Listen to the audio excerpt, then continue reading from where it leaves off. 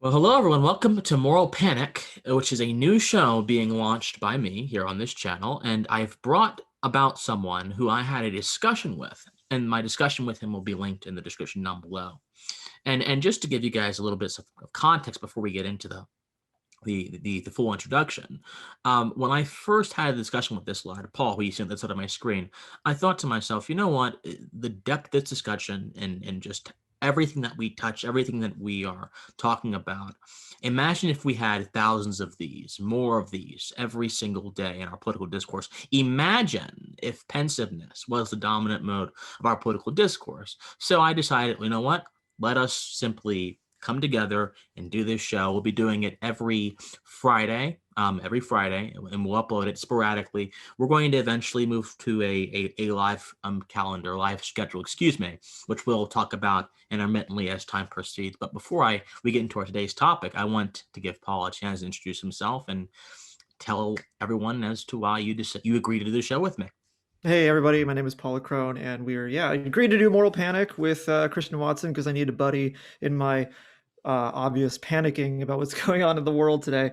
I'm a psychology student, and by trade, I edit videos, make content online. I love podcasting, long walks on the beach, typical online dating profile stuff. And I just want to talk to Christian about these ideas because he seems to me like this interesting guiding voice in a useful signal in a world of chaos and disarray. And hopefully, we can kind of help people along the way into seeing the underlying sort of meta narratives between what's being discussed in today's crazy world of everything political and politicized, et cetera, et cetera.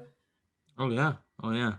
Uh, again, a guiding voice. These are terms that are interesting, but one of the best things about compliments is that you oftentimes, well, okay, unless you're a raving narcissist, which there are plenty of those in this world, you oftentimes never think of yourself in those terms, right? Especially because for me, Paul, this is a mission, right? This is a mission. Yeah, I'm involved in the public discourse not because I want praise or adulation, right. although it's very nice to have both of those things, but because I feel as if it's a necessity to bring the conversation back to a higher level. Because right now, Right. political conversations are not at a higher level. They are characterized by demeaning asides, partisan saber rattling, talking points abound. There's no depth, there's no thought, there's very little philosophy behind those. So It's yeah, all they're about not conversations. no, it's all about They're dunking. not. It's Yeah, all about dunking, dunk dunking. culture. Yeah, Dunking, right. precisely. And Slams actually, and dunks, and then like thumbnails and titles that sound like "Watch this guy get dunked by so and so." yeah, There's an exactly. entertainment value to it that's added to the discourse, which is Yeah. quite interesting. And I think that we are far past the point of needing to be entertained. We need to be edified. Our spirits, our minds need to be edified by something higher, something better, something newer, something greater than what we're seeing right now. Every single great man throughout history, every great woman throughout history is characterized by their ability to see beyond their circumstances. And right now, we are in a state of meanness, less than greatness, lower than greatness, because we are Right. not only not seeing beyond our circumstances, a lot of us are bound by the status quo, captured by the status quo. And, speaking of dunking, I actually had this guy reach out to me the other day. Hmm. He watched, of course, you remember that chaotic and terrible debate that I did Oh on yes. Gothics' channel. I love Gothics. I love Gothics, but the debate was terrible.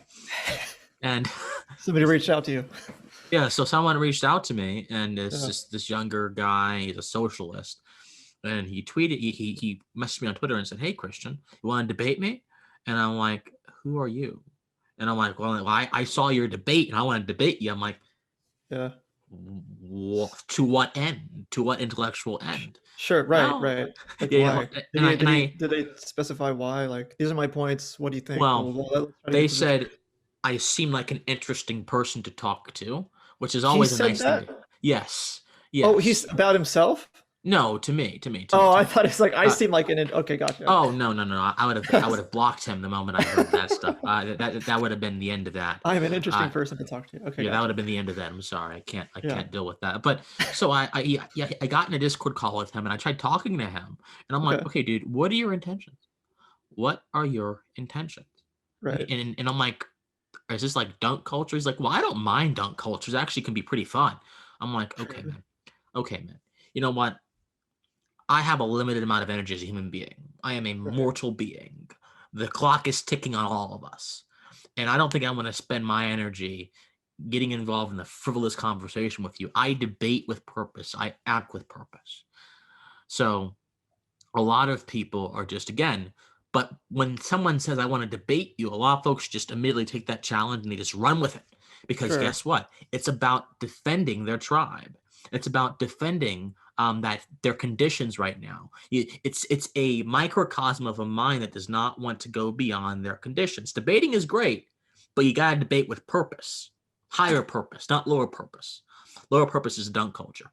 What Right. do you Well, think about well, all well, that? yeah. You always have to know like what's the intent behind the message. Like, I want to debate you. What's your intent? Like, do you actually want to further truth, or are you so attached to the ideas that are running amok in your head that you cannot let them go? Because I think the point of a debate is to actually expose your ideas to a punch or two, and to see like, oh, well, that idea got punched in the face. I was kind of wrong about this, and how can I reshape that?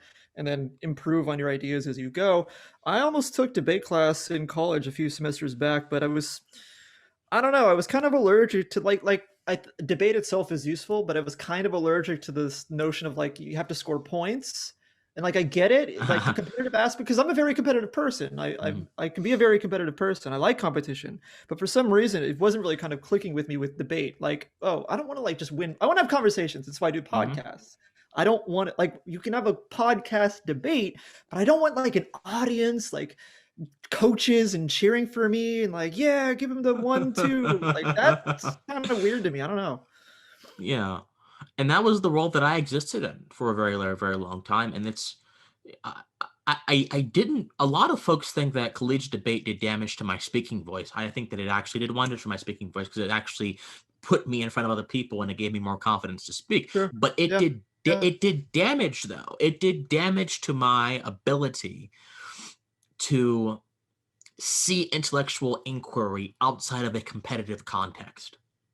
There have been people participating in academic inquiry, trying to understand the world, trying to understand the nature of life, the nature of things in general, property of things in general, without necessarily butting heads with other people. In fact, one of the reasons why we have such grand understanding of so many subjects, even though that understanding is relatively limited. Like there's even psychologists will admit there's Oh only yeah. so much about the human being that we can understand. We understand some things, but there's so much more that eludes us. So, but the fact that we've even reached those few points of illumination in our understanding is evidence of cooperation between minds. Yeah, I So, don't yeah, yeah, so yeah. I don't see like winning a debate as furthering the needle on the issue that's being debated. I just think you win the debate. right, Okay, great. You won the debate with some guy on YouTube. Does that actually help solve the problems that you're fighting for? Like if you're a socialist or not? What are the like if you really want to solve these problems, like maybe right, debate a little less and try to actually do something practical in the world. Not that exactly. debate, like I don't want to undermine the utility of debate in public speaking. It's very important and it's Yes, incredibly hard to do. yes, But when it comes to actually solving problems, social, economic problems that are worth discussing, debate doesn't seem to me to be the answer. Having conversations and clarifying different points and like uncovering the research and actually having these discussions to me seems a little bit more useful. yes, absolutely, absolutely. And before we move on to today's topic, which I haven't even mentioned yet, but this is kind of a good Segueing into springboard to, yeah. yeah, good springboard. You know, I, you know that critical race theory debate, and my mind keeps going back to that because that was Okay. one of a because I've done many debates in my life. That Yeah. was the first one that was as magnified in its scope and its reach. Mhm. You go on Gothi's channel; she has hundreds of thousands of viewers. That was the first one that was as magnified in its scope and its reach that I've done, and I got to see the underbelly of of intellectual of the intellectual genre. I Yeah. got to see the underbelly of it. I got to see when Aaron and Of the other Sam. side of the argument, right? Yes, Which yes, is a yes, useful part of debate and argumentation, is to find out what's going on underneath the hood of yes. these ideas. And I got to see just the condescension, just the not competitiveness is not terrible. Competition has No, created some sure, sure. has made is the marvel of human progress. Agreed. So competitive competition is not bad, but the competition to the fault of understanding, Yeah. that's when it gets bad. I got to see that. I got to see all kind of things reflected in the actions of my opponents. I say that human beings are simply vessels for ideas, right? I think that we are vehicles for ideas, right? The car does not become me because I drive in the car. I use the car for a certain purpose, and Yes. I think. That's such a good point to bring up. Dostoevsky wrote this book called Demons, and it's Mm, exactly about that point you just made. It's about how people are vessels for ideas. yeah, yeah, yeah. And Dostoevsky, I mean, I haven't read him as much, but I'm familiar with some of his stuff. He had some brilliant points, and I think that everyone of any belief system can benefit from reading Dostoevsky, in all honesty. But this is just one of the primary points I think that has to be hammered home, because Yeah. oftentimes we think that people themselves are the idea, and I think that this sort of essentialism is what it is. It's a kind of essentialism, Mm. make reducing people to their thoughts is one of the most anti-human endeavors one can undertake in their mind and in their actions, because when you reduce someone to their thoughts, you give up on them, or you at least the capacity to give up on them emerges when Well, you. yeah, reducing people to any distillation of like something basic is that just like very well reductivity itself just seems like a bad idea. Right, exactly, and Daryl Davis, the black guy who goes around and he talks to white supremacists and he convinces them of that their ideas are bad. Hmm. If we were to reduce the Ku Klux Klan or people in the Klan to their thoughts, we would give up on them, wouldn't try to Sure, convince them, wouldn't try to love them as human beings. And sure. and I'm not someone who is all woo woo, love is the answer, but I think that in many cases love is the answer. Now you have to have force. You have to have force sometimes. You have to have Right, a right. strong means of defending your fortress. There is not a single battle in the world that has been won simply through the admiration of your opponent's strength or their good qualities. No, you have to have force sometimes. But I think in the context of civil society, where the barriers and uses of force are delineated, they are legitimized through certain institutions and not through other institutions. I think that love is a valuable quality to have. You can't reduce people to an idea, because if you do that, you're ignoring the depth of their humanity and you're giving up on them. You can't force people to love. You have to be able to see that people have the potential to love. That Right. just about everybody has the potential to love. Right. Psychopaths not included, but everybody pretty much has the potential to Yeah. love. Like you've got a KKK member and you see this person is like, okay, well, what's their history, their psychological history, and like how did they come to this point? Was there ever a point in their life where they did experience love? Was this like a thing from the very beginning where they were just raised in this hateful environment? It's that. Like everybody has that potential, you know, and you can't like walk into a war zone and say, "Hey, we're going to force you to love and engage in peaceful discussion." No, there's always a time and place. Yes, absolutely. And so, speaking of discussion, speaking of understanding, speaking of love, which is underpinned by discussion and understanding, in my opinion, um, you know, we were talking a lot before the show about apathy amongst people of our generation. I'm 21, you are 26, I That's right. think. 26, yeah. Yeah, yeah, yeah. So, you know, we exist in the digital age.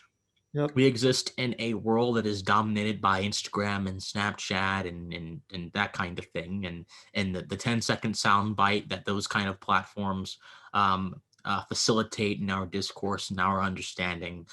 Well, we are in the presence of all that kind of stuff, Yep. Yep. and I think those tools, those platforms, have a tendency of driving our affections and our interests away from what is always important. And I think that this happens in many contexts. In the political context, which we'll talk about in a second here, a lot of young folks maybe not being apathetic to politics itself, but being apathetic to understanding politics. Mhm. In the romantic context, where love and affection is reduced to a single picture on some app that you find that you swipe through. I mean, in the social context, where a lot of folks think they can act and behave in egregious ways because there's no immediate consequence for it. They can hide behind the screen name. All Mhm. these contexts that are fueled by the digital mind, by the digital infrastructure, the digital existence, seems to me to be a big diversion from what's really important. What do you think about all this, though? I see it as digital substitutes for something human. The heart on the screen on Twitter, I the like like that. button. I mean, I do a lot of social media is a very big part of what I do, and I need Yeah, social media. I think me social too. media tools are oh yes, absolutely, you too. Well, I think we're all sort of wrapped up in this social media world. They are incredibly powerful tools. I still don't think we understand just how powerful they are. Everybody's their own publishing house now. You can start a blog, you can start a podcast, you can start a YouTube channel for very, very low cost, sometimes even free. I mean, it's free to make a YouTube channel. So we've got that. And then like I said earlier, we have these substitutions for human things, substitutions for love and for discourse, like 10-second sound bites. That's a substitute for like real discussion. It's a terrible substitute. So my question is always, how can we stop substituting these sort of cheap and quick and easy ways to get what makes human life worth living, which is love and connection? Well, I think the answer is like long form conversations, like, because everybody enjoys having a conversation with their friend for like an hour, 2 hours, 3 hours. I don't go hang out with my friend for 10 seconds and say something witty and then leave. Like that's not a hanging out. That's like you're just being an ass. So having these long conversations and having like content that's designed around what actually makes people feel human and more alive, I think is a very useful place to start. And then like how that ties into apathy is like we there's always this feeling that, oh, something's missing in my life when we spend too much time online. It's because we're so conditioned to the substitutes. I think we get too used to these fake versions of what makes us human. Interesting. Interesting. I speaking of the human idea, Martin Heidegger, who is a really controversial philosopher, particularly because of his ties to the Nazi Party, but I think he is also a consequential philosopher because he really reinvigorated discussions in the 20th century on a lot of topics, existentialism, ontology, and all kind of things. And obviously, I'm not approving of Heidegger's Nazism, but I am saying that Heidegger had an understanding of certain things, and that's why Sure. he's really studied a lot in a lot of Western universities. Heidegger made this point in an essay concerning technology, and he basically talking about human. He said that one of the dangers of technology is that mankind could end up seeing himself everywhere. He could end up seeing himself in Yeah. every single thing. Well, that's an interesting point because you're also seeing the worst parts of humanity being expressed through the internet, through technology. Like we have 4chan and we have people who remain anonymous online. And then what do we see from that? Well, there's always variants, right? Like anonym being anonymous itself isn't necessarily a bad thing, but when you allow yourself to be anonymous on the internet, you're giving yourself a free pass to just let the worst parts of you come out because you don't really have what Nassim Taleb would call skin in the game. Oh, well, I can just be a jerk online. It's not under my name. Nobody knows who I am. Nobody knows who you are behind the keyboard, right? And so we see a lot of the bad stuff. And this is why I think people become very pessimistic about tech and about Twitter. I hear a lot of people say that, Twitter is a cesspool. Twitter is this horrible place. Why would you ever go on Twitter? Uh, um there are degrees, right? You've got yes, like toxic Twitter space in like any kind of community. You've got like good political discussion Twitter and then sour political discussion Twitter. So right, you're going to see the human psyche manifested in many different ways on the internet, and it's this very loud chamber of voices. And there's always going to be good actors and bad actors in any group on right. any tech platform, whatever. Right, exactly. And I think the same tools that can be used to hurt and cut and scrape and just demean are the same tools that can be used to save lives, to rescue people, to generate new kinds of income for people who may Yeah. not necessarily be good at the traditional kind of jobs. Like, for example, if I was back in the if this was back in the 50s and 60s, I wouldn't be able to have a YouTube channel. It wouldn't exist. I wouldn't be able to have a conversation with you like through this medium. It wouldn't No. exist. I would be Yep. limited by my geography, a slave to space and time. Yep. But now, given the accessibility of these technological tools, I am not only am I not a slave to space and time, in a sense, I kind of transcend space and time. I challenge it every Yeah. single Yeah. day. I mean, Yeah. you're halfway across the country, and I'm halfway across the country, and yet we are speaking to each other instantaneously. My voice is traveling through this microphone, and that's going to you in an instant. Whereas beforehand, it would have to either be through the big box telephones, which weren't always reliable, Yeah. or through not carrier pigeon. We're not in the medieval ages, but through mail, which Right. would take Right. a little bit to get back. I mean, so I don't like it when people just lambast the tools themselves. The tools Right. themselves, and Right. this is a point that Heidegger would have disagreed with, but the tools themselves are neutral. I think the internet is a neutral tool. Now, Well, the same with cars, right? yeah, Like you yeah, invent cars and then car crashes happen. You invent Twitter. Twitter has benefited people's lives, and Twitter has right. also caused a lot of people just a lot of discomfort and unnecessary, like horrible internet doxing situations and slander and blah blah blah. But it's also just been an incredibly powerful tool for a lot of people. Yeah, yeah, exactly, exactly. And so it's how the tool is used. Now, Yeah. there are some folks who know the tool overtakes you and the tool is the bad thing. And I think the argument goes something like this. The argument goes something like this, like when you develop a habit um, on being on the internet and your social mores and understandings change on the basis of internet dialogues, internet conversations, um, you in-person sociability is reduced and you tend not to act in a manner that would be considered socially appropriate, and Right. you tend not to be as bound to to in-person social mores and customs than you are on the internet. And I Yep. and I think that they would probably point to like PlayStation Network, right, or Xbox Yeah. Live. When you go on any of those things, what do you hear? You hear a bunch of kids squeaking and Yeah. saying racial slurs and They're like 10. attacking Like, where do people. they learn these Yeah, words? exactly, exactly. And there is, as you mentioned, there is no skin in the game, but the person who argues for the idea of the internet not being neutral would say the internet quite literally facilitates this. And so no matter how one approaches the tool, there are these sort of enticements built into the structure and format of the internet that Right. entraps us into bad behavior. Yep. How would you deal with that argument? Well, I would say there is a very quick tendency to forget that there is somebody sitting on the other side of the screen. I want to make sure that anytime I'm having some kind of back and forth with somebody on YouTube comments, I want to make sure that I'm pretending that they're sitting across from me from the table.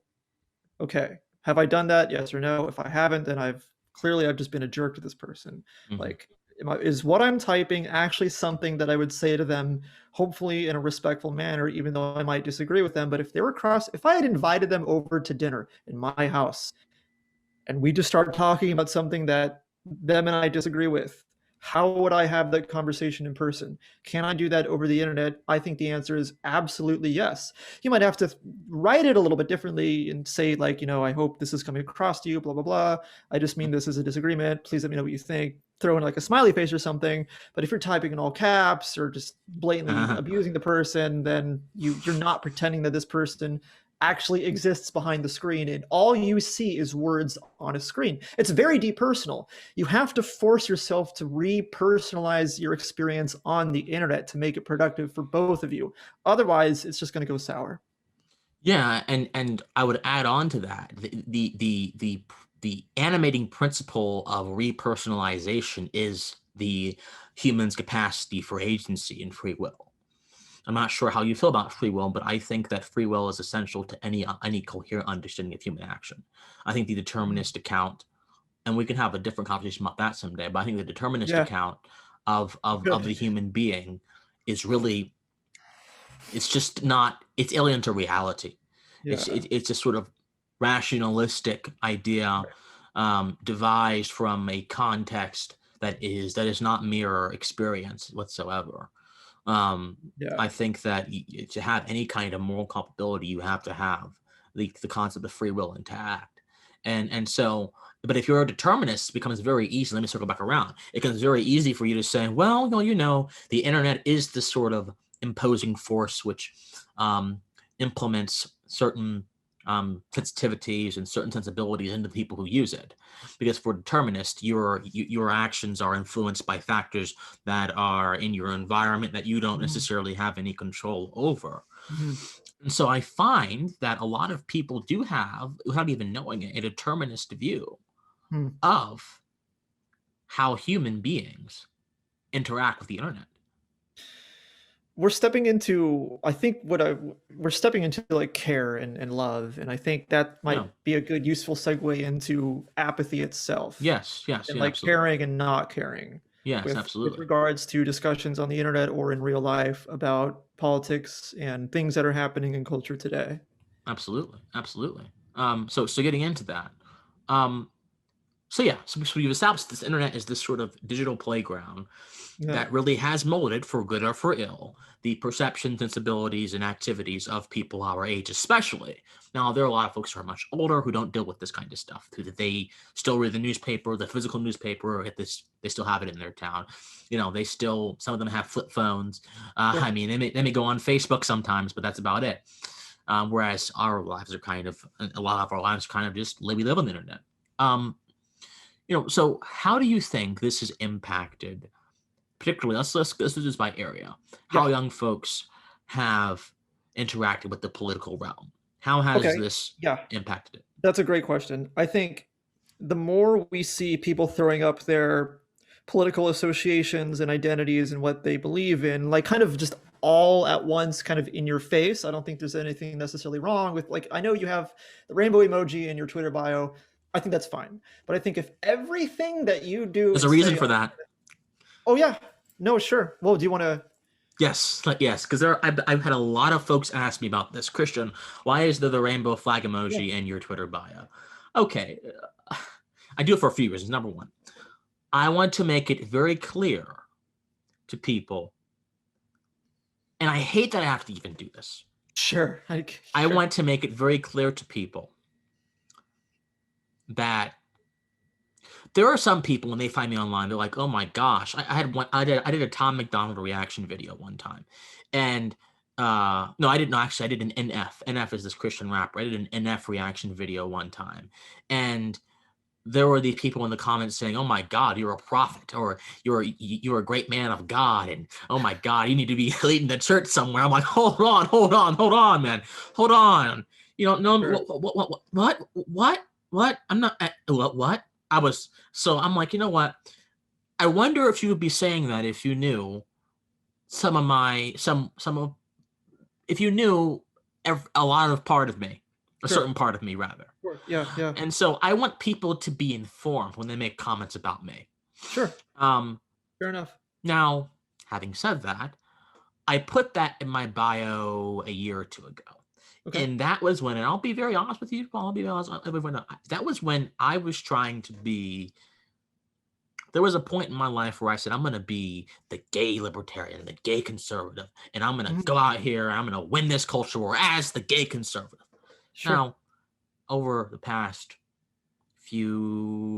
over the past 9 months or so, I began to realize that that kind of thing, typecasting myself as the gay conservative, is Mm. what people would see me as forever if I settled in The that that position. one branding, like, what you were Yes, doing was you were branding yourself as a thing, and there's sort of like this yes, power to the brand, and people yes. follow that brand because, oh, look, it's so unusual to see a gay conservative. Oh, look at this. And then that's all I would be, though. That's Right. all I would be.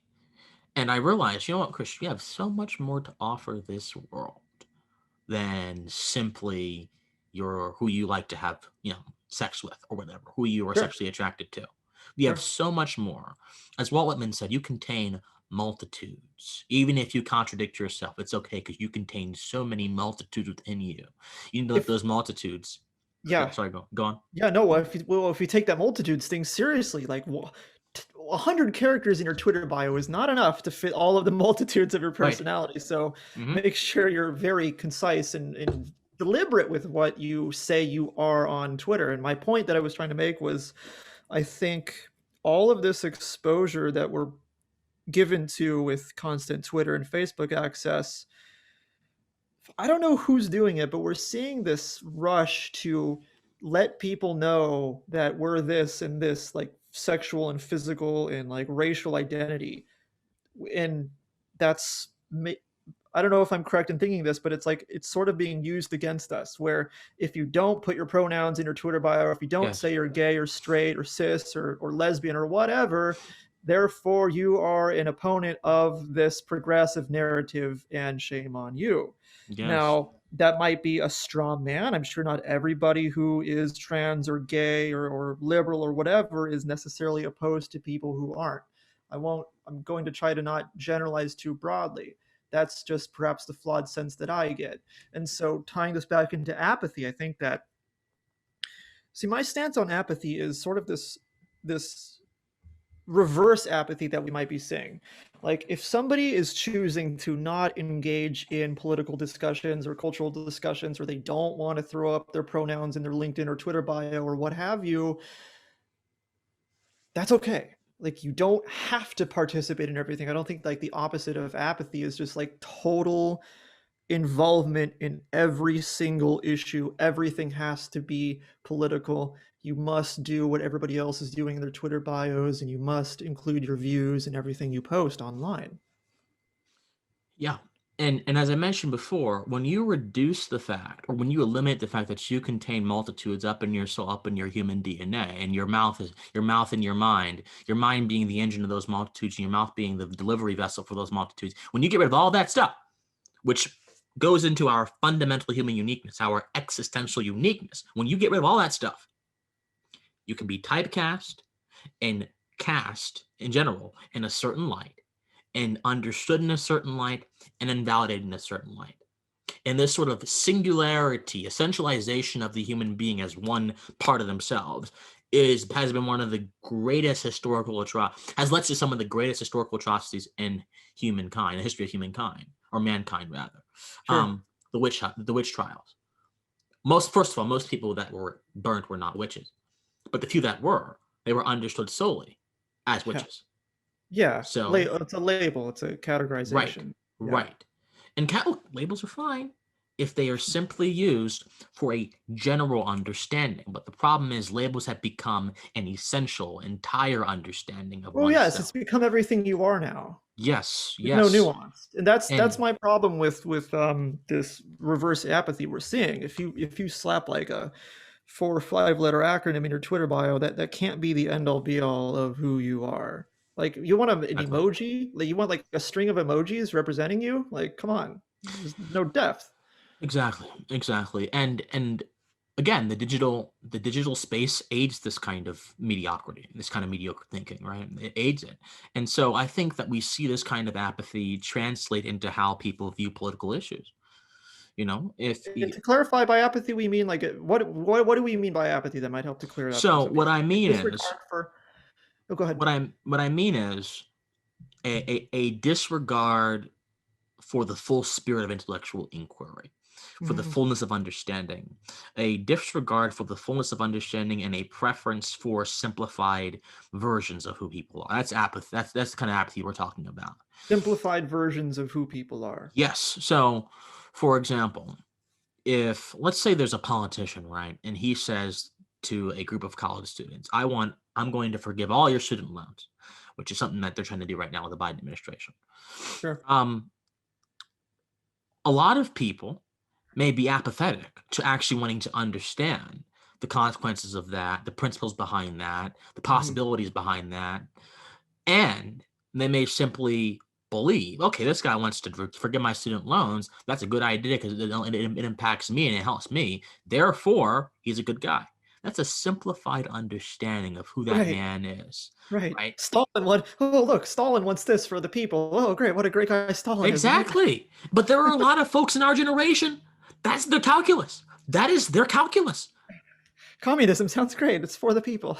That's their calculus. Everybody owns everything. Great, Yeah, sign me up. that's their calculus. Oh, I know. That's why wokeness is so popular because it's But simple. it's just, well, it's not even calculus. I think calculus, you're being too nice. Calculus is complicated. It's like 2 plus 2 equals 4. Biden plus Oh my believe student god. loans equals Biden's a great guy. Exactly. Exactly. So when I read these articles saying, well, no, young folks are actually pretty involved in politics, there is no apathy, I think to myself, okay, maybe they're involved, but how much do they understand though? Well, how much are they really involved? Like, are they really doing the hard, like being a politician and being a policymaker? That's like a 24/7 job. Right. Like if you're I'm not against activism. Like I'm not against like actual, protests, like peaceful protests, go raise some ruckus about things you think should be changed. Okay. I don't think that just like calling yourself an activist is a useful substitute for real social change. I You agree gotta with you. do the work. And I mean, I Yes. say this as somebody who's not out there doing the work. Like, who am I, right? But like, I'm not going out there and trying to. There's so many different problems you can solve, and like, I don't know where to start, and like, I'm not smart enough to solve all these problems. No, well, so again, I think that when people say young folks are involved in politics, a lot of them are registered to vote. Now, I'm not sure that signifies involvement because if you go to any high school in America, there are registration drives. If you apply for a driver's license and you're of appropriate age, there's a registration drive. Anything you do, if you apply for financial aid, there's a registration drive. So like literally the option to register to vote is everywhere. It is ubiquitous. So I'm not sure being registered to vote is a good indicator of political activity. But there have been surveys taken that say, well, young folks care about these issues very much, and that must mean they are not politically apathetic. But what do you think about all that? I'm not sure that's Well, a I good think, I argument mean, either. it's a good start. It's a good start if you're interested in what's going on politically in America. I think getting there is a good start. I think, well, if the question is, to what degree do young people, broadly speaking, care about political issues today in America? Well, you can make the case both ways. You could say, well, pretend that I'm this like teenager and I'm seeing all these infographics on Instagram and I really think that progressivism is a good idea, blah blah blah. Sure. Or maybe you just don't think that politics is really worth getting into. It's hard. I think it's hard to say, but I do think that there's some sort of like pushback to people who, I think there's a narrative maybe of like, okay, be as political as you want as long as you're for the left. And this might be my own personal bias, but I think it's very unpopular to be like, I consider myself a somewhat political person. So what I'm trying to say is like, I tend to have more Somewhat. right, somewhat. Like I like having these conversations, right? But I tend to take a little bit more of a center right or right wing, whatever view on things. And I'm trying to understand progressivism and the role of the left today in today's culture. But I think that that's like having any sort of right wing views on campus. It's like, oh, great, you're political. Oh, what? You have right wing views? Sorry, like you can't do that. You got to be a progressive. And I think that's appalling. And I think that's what we're seeing today. So we're seeing this push to young people to be more political, right? Like go vote. There was all this talk about going and voting, vote, but you knew that that kind of meant vote for Biden. Like vote. Hey, young people, go vote. Not for Trump. Go vote for Biden. It's like, okay, Oh yes. great. Oh no. I mean, on my campus, I mean, this is particularly during and Georgia was a battleground state. During the last election, that's actually where a lot of the complaints came from, Georgia. On my campus, there were legions of people. There were entire buses that came out to register the vote. Hmm. Now, these were done by in a campaign called Act Blue, and these voter registration drives, which were ostensibly meant to increase voter participation, were actually ran by Stacey Abrams and the progressives of Georgia. So they were, of course, the aim, obviously, to get young folks involved in political action in some areas, some localities, is to get them to vote for particular candidates. And I think that a lot of them fall for it. A lot of them fall because, again, they're apathetic to deeply understanding certain things, you know? Right. But Well, having that apathy, that's not a very good defense from being persuaded by people who think that they have your best interest at heart, from right. from filtering yourself against the suggestibility to be persuaded by certain ideas in politics and lawmakers who just want you to vote for them. You have to be able to, it's a lot of work to do the reading behind whatever policies are floating around. It's very hard. And I don't think I'm very good at it. It's like, oh gosh, this is going to take a long time for me to like do the research and find out these things. I can understand why some people just don't take the time to consider what's kind of under the hood of certain policies and certain legislations and blah blah blah. It's a lot of work. Well, it may be a lot of work, but I mean, I think anything can be done, though. I mean, Sure, especially with the internet, there's so many places that synthesize information to, bite-sized pieces, which then allow you to go off and explore it in more depth if you would like to. sure, I'm sure that sure. if I'm Yeah, sure that if I'm sure that if someone took their free time, if they have free time, and they wanted to, I don't know more about tax policy, they can find videos about tax policy. I mean, there is mm, so much potential for self-learnership to happen these days. But this is where that apathy comes in, right? yeah. There are Maybe a it's a lot of lot easier folks. than I think. It's like a lot easier than I might think, but we don't realize how quick it might be to pull this information because our Right. barriers are so low. Mm-hmm. Mm-hmm. So that is a good point. It might be a lot No, easier than I think, and just but being lazy. We're just being lazy and apathetic. well, yeah. I think a lot of folks are being lazy, but a lot of folks probably have convinced themselves that they have done the work. They're the activist. They're Mm, getting people registered to vote. They're fighting for their candidate. We've done the work, right? That's work. yeah. The process of understanding it may be missing from our little activities, but hey, we've done the work. We've done our civic duty. And I think that one of the worst things about this apathy that we've mentioned, that we discussed here today, is that it convinces us of our own righteousness, right? The old adage, thinking are themselves wise, they became fools. It convinces a lot of these people of their own righteousness. Because again, if you've already had the idea that you've done the work, why do you want to consider other perspectives? Mm. Why do you want to consider other avenues or other routes? You know, Well, considering that you've done the work, well, you're saying that there is no more work to be done. There is always work to be done, and you just right? described what that next logical step is, which is to just keep doing your research and to keep an open mind and Yes. to keep considering new information as it comes, as Yes, it comes. absolutely. Absolutely. So Absolutely. So what's the yeah, solution to all of this? I got a comment the other day. Well, you don't focus on the solutions in your content. Blah, blah, blah. Oh, okay, fine. All right. What's the solution to what's that? yeah, yeah. Uh, Address the solution to yeah, the yeah. What's the solution to all of this? apathy. Like if you're, well, what would be the problem then? You want to get you are well. If you're apathetic towards politics, you have to recognize that you're actually experiencing something that you want to change in your life before you actually make that change. Otherwise, that change is probably not going to take place. So if you're somebody who's just been kind of apathetic and disregarding political troubles in America and you don't know where to begin, would that be more specific? Like you define the problem and then know Yes. that it's a problem, and then what do we Yes. do next? Yeah, no, I think introspection first, as you mentioned, is very important. Then being able to understand introspection will, if you do it right in this context, should lead to an understanding of your own limitations. And I think that when you understand your own Yeah. limitations, you may realize that apathy is not the way to go. That engagement may be the way to go. Well, that's Because a really again, interesting point because you yeah. could be very discouraged by your limitations. Well, I've got all these limitations. Well, shit. Like, sorry, I don't know if we can curse Well, on the right. podcast. No, it's fine. Please, I don't Okay. care. But, You're the one who doesn't curse. It's me who has the potty. But you come up to your limitations and you get very discouraged. Like, well, what is there for me to do? These are very complicated issues, and I mean, I could do the research, and I have the internet, and I can read. But just because one, just because I know something about these problems, like, well, what do I do? Do I become a politician? What do I do?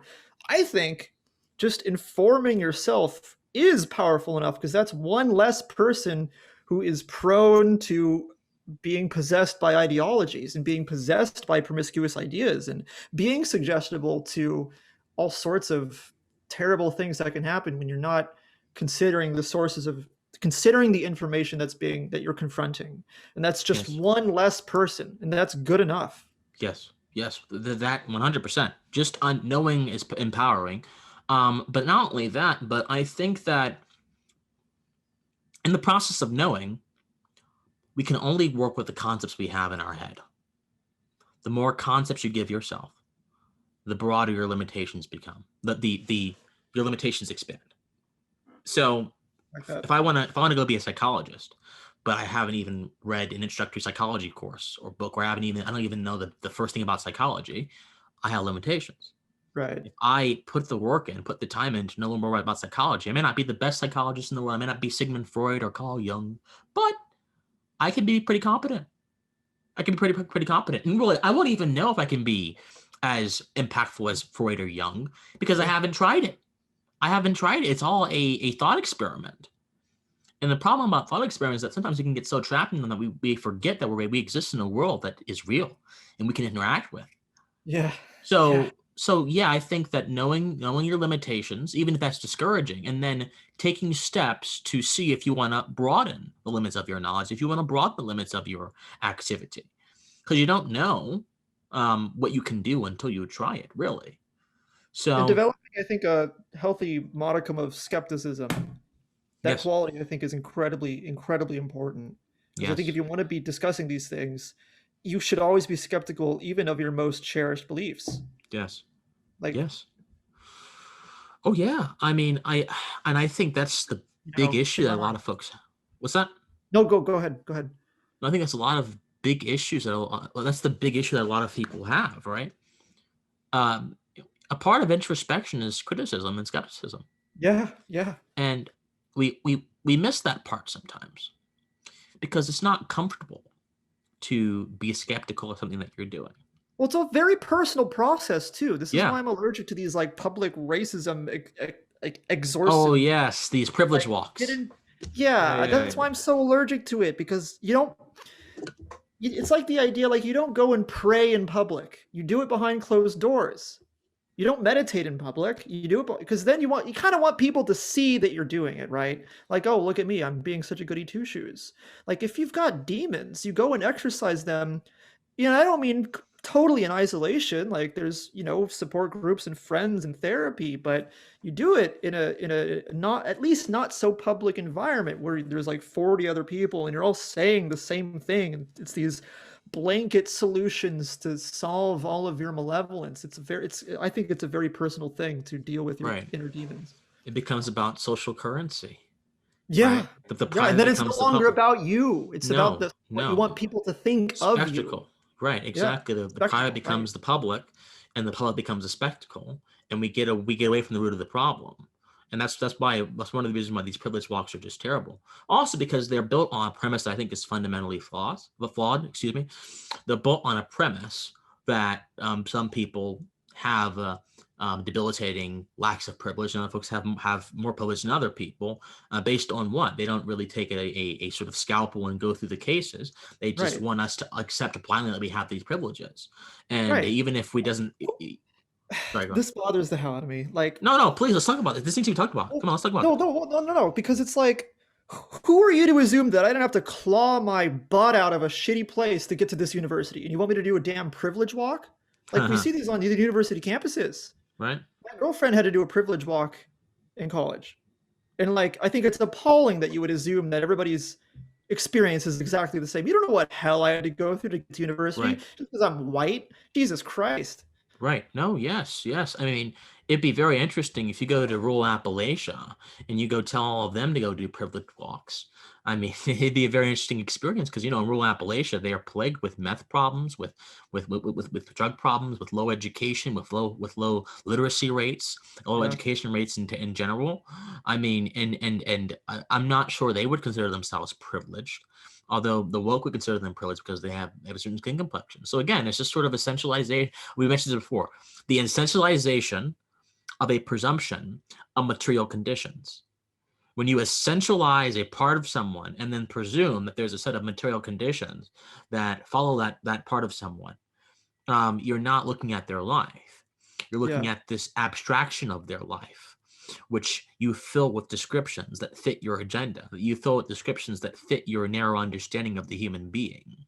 We have to get back to understanding that there's a depth, an epistemic depth, a multitudinal depth, a righteous depth to the human being. Because when you understand that there's a righteous depth to the human being, you will eschew abstract, descriptive, descriptively abstract understandings of my life. And I think that when more people recognize that they have a depth to them, hopefully they'll reject these privilege walks. I hope Hopefully, so. It's hopefully. I interesting mean, that you said that the woke would consider the Appalachian to be privileged, because what I hear from that is like, oh, they consider being oppressed a privilege, therefore remain oppressed. Do I or remain in that lowly that wretched state of being in this poor community, and it really sucks, but oh that's the privilege. no, for them, Appalachia would not be oppressed because they're white. They're not oppressed. They don't. Come on, they have Sure. political power. They have so much authority. That's not oppression. That's an outlier. That's what the woke would say. Yeah. But if you go into inner city Detroit, despite the multitude of problems that have nothing to do with systemic oppression, everything to do with cultural decisions, they Yeah. will say those people there are oppressed. They need to Mhm. be given reparations. They were Mhm. redlined to that district, even though it was like 50 years ago. They were redlined into there. That's why it's just happening. And then I think apathy ties into this because it's like, well, geez, you have no compassion because you're arguing against like social change. I can Right? understand that argument, but be careful with that Yes. question. Be very Yes. careful with that. Exactly. Expand on that point. Well, to consider you, well, I said it earlier. I think the world is such a complex place, and the power of the individual is very powerful. Individuals can be very powerful, but when I say that I'm just one person and I have limited knowledge and limited time, and like, well, I can beat myself up all day for not like going out and trying to be the next, social activist and trying to solve poverty and help people come out of wretched life situations. Like, God, if I could clone myself, maybe I would do that, but I can't. I don't know. Like, what do you want from me? I mean, we have people. I think we do have. We're working on it, is what I'm trying to say. It's like hopefully we're working on it, and hopefully the means by which we work on these systemic problems and institutional power and poverty, whatever. I I have an optimistic viewpoint that we're at least, I hope, trying to work on these things. And if like you're not getting into these problems, you're not Hitler. You're not a bad person. You can Right. do good in a very small way.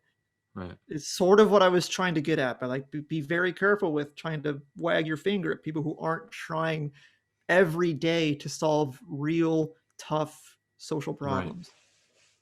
Yeah. Because and again, this is what I mentioned about the private becoming the public. It's like you have to justify yourself now, justify your life now.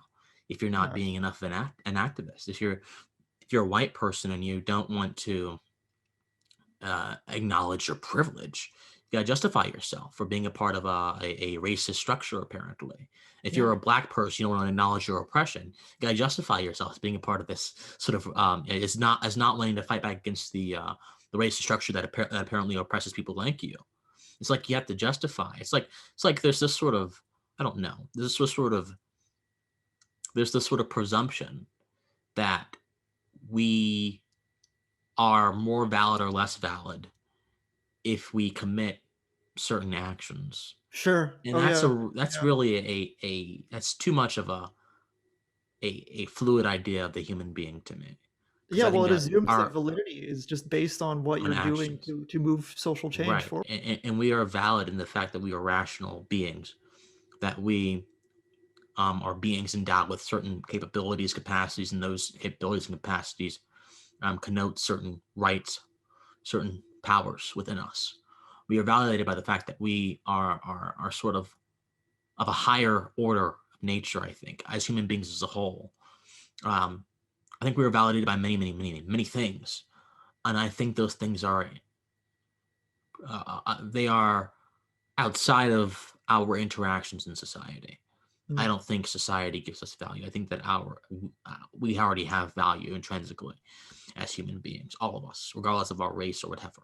All of us do.